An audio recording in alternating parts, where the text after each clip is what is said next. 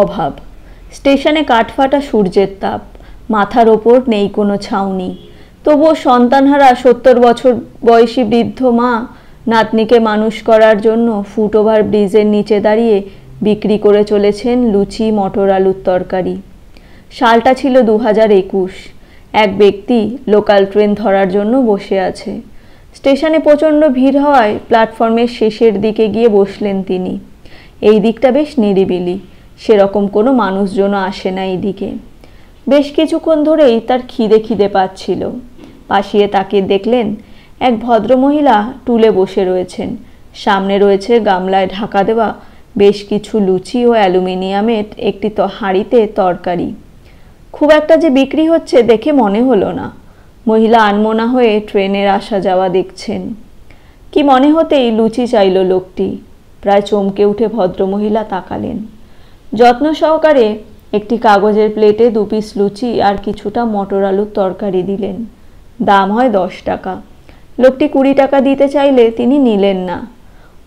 ওনার কথা, তুমি আমার নাতির বয়সী, তুমি 2টো লুচি খেয়েছো, তার জন্য আমি কেন 20 টাকা নেব? এই বয়সেও রোদে গরমে দোকান চালাচ্ছেন, কেউ নেই বুঝি? প্রশ্ন শুনে চশমার ফাঁক দিয়ে কীরকম এক ঘোলাটে দৃষ্টিতে বৃদ্ধা তাকান লোকটির দিকে। টেবিলের তলা থেকে একটি ফটো বার করেন। 30 বছরের এক যুবকের একটি মলিন হয়ে যাওয়া ফটো ফ্রেম।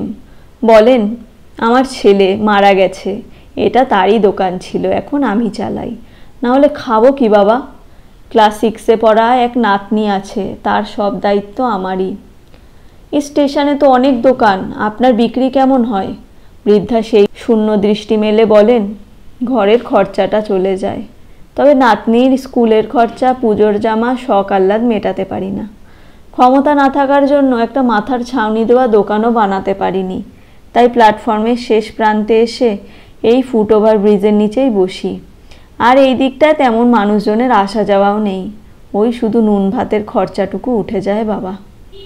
বৃদ্ধা মানুষটির কথা শুনে চোখে জল চলে এলো। মনে মনে ভাবলাম, একজন মায়ের শারীরিক দুর্বলতা মনের জোরের কাছে তুচ্ছ।